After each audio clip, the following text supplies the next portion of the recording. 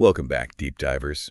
Today we're diving into the world of Edgar Allan Poe Oh, yes. with his chilling short story, The Man of the Crown. Such a good one. Now, before you think we've traded fascinating facts for spooky tales, Right. trust me, this isn't just any story. It's a deep dive into the heart of urban loneliness and the mysteries we find hidden in plain sight. Absolutely. Poe was a master at exploring those dark corners of the human psyche, and what's so compelling is that even though it's fiction, it gives us this incredible lens to understand how crowds can be both alluring and alienating at the same time. Okay, so set the scene for us. Poe places us in a bustling London evening, crowds as far as the eye can see.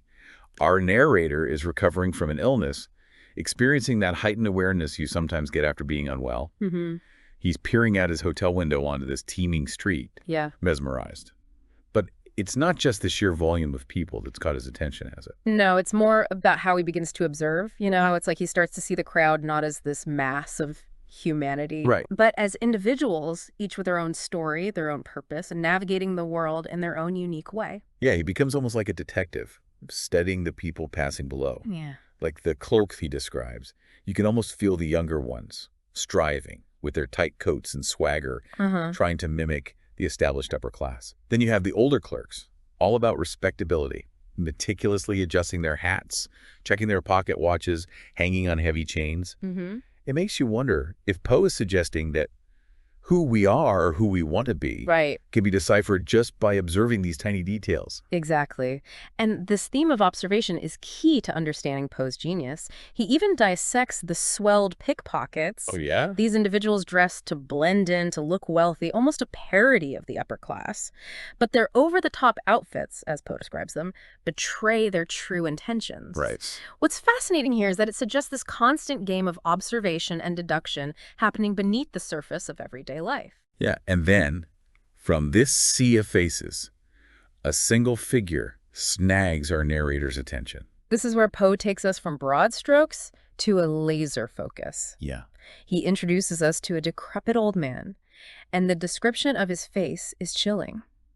Poe uses the phrase absolute idiosyncrasy, this potent mix of emotions, intelligence, malice, despair, yet also, strangely, a kind of triumph. It's wild, a jumble of contradictions, almost like he's running from something but also drawn to something. Right. It's this push and pull that makes his character so fascinating. Absolutely. And our narrator, well, he becomes obsessed with trying to decipher the story behind those eyes. And so the chase begins. Our narrator throws on his coat, plunges into the crowd, absolutely determined to unravel the mystery of this man. But, of course, this is no easy feat in the heart of London. Especially not with the fog rolling in and rain starting to pour. Oh, man. The streets are packed, almost claustrophobic. You get the sense that this pursuit is as much about the old man as it is about the narrator's own need to understand, to connect with something in the vast anonymity of the city. Absolutely. And as they move, we're taken through all different parts of the city, from the bustling crowds to quiet squares, even those dark and deserted alleys Poe is so famous for. Right. And what's interesting is that we see the old man's behavior shift, almost like a chameleon, depending on his surroundings. So in the crowded areas, he seems almost energized, feeding off that frenetic energy. Yeah. But in those moments of solitude, there's this palpable shift.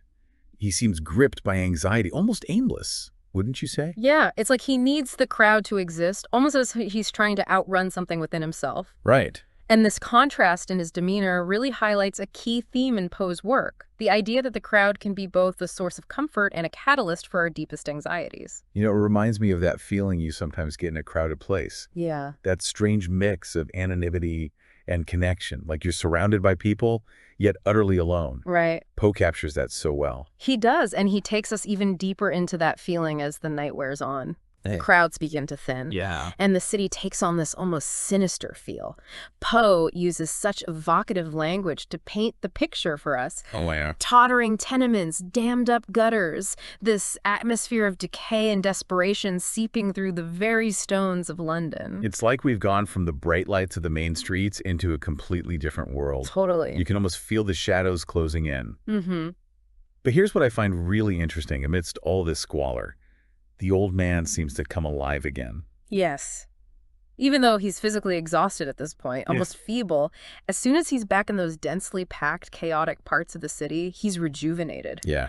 It's almost like those crowds are his lifeblood, wouldn't you say? It does make you wonder what could be that he's so desperately trying to escape within himself. Yeah. What could be so terrifying that he'd choose this existence, Hmm. constantly seeking refuge in the anonymous embrace of the crowd. Precisely. Yeah. And Poe gives us this really telling scene that speaks to this idea. Remember when they come across the Gin Palace? These were those massive, brightly lit pubs, notorious in their day. Oh, yeah. The old man is practically ecstatic to be back in the thick of it, even pushing his way through the throngs of people to get inside. It's more than just a need for human contact, though, isn't it? Totally. There's a specific kind of environment he's drawn to. Exactly. It's like he needs to lose himself in the sensory overload of the crowd Right. to escape his own thoughts, his own past. Yeah. Think about it. The Gin Palace is crowded, chaotic, anonymous. Yeah. It allows him to disappear, to become one with the mass, even if just for a fleeting moment. And then, just as quickly as he finds that temporary solace, the crowd disperses. Right. The Gin Palace closes for the night, Mm. and he's thrown back into that state of intense despair. Uh-huh. It's almost cyclical, wouldn't you say? Absolutely. And Poe emphasizes this by contrasting the old man's fleeting moments of relief with the crushing weight of his solitude. It's as if being forced to confront himself, even for a short time, is more agonizing than anything else. So he's caught in this vicious cycle, running from something, Yeah. but also inexplicably drawn to the very thing that highlights his isolation. Yes. And just when you think Poe's about to give us some kind of explanation, Right, some that's grand right. revelation, Yeah. he throws us another curveball. He does. After following this man all night, our narrator finally decides to confront him. Oh, wow. What happens next is, well, unexpected, Mm. to say the least. And what's the old man's reaction? Is he startled, confused? It's even more unsettling than that. The old man doesn't even seem to notice the narrator. He just keeps moving through the crowd, lost in his own world, completely oblivious to the person who's been following him so intently. Talk about anticlimactic, right? Totally. After all that anticipation, you'd expect some kind of dramatic showdown. Yeah. Some insight into the old man's inner turmoil. Right. And yet Poe masterfully subverts our expectations, because what's more chilling than a man lost in a crowd? A man who needs the crowd to exist. It's like his very identity dissolves without it. Our narrator realizes that this isn't just someone who enjoys being surrounded by people. This is someone defined by it, utterly dependent on it. So instead of a name of history, he's just the man of the crowd, as the title so perfectly captures. Exactly. And that's what makes Poe's ending so powerfully unsettling even today. It forces us to confront the dark side of anonymity, the way crowds can both conceal and amplify our deepest anxieties. Think about it. Haven't you ever felt that pull towards a crowd, that strange comfort in being surrounded by people, yet still feeling utterly invisible? Absolutely. It's like this paradox of modern life. We Huh. crave connection, yet we surround ourselves with distractions, with noise, with anonymity. Yeah. It makes you wonder about all those faces we pass every day, each one with their own story, their own hopes and fears. What are they running from or towards? It's that lingering question, that lack of resolution, that makes Poe's story so brilliant. He doesn't offer any easy answers instead.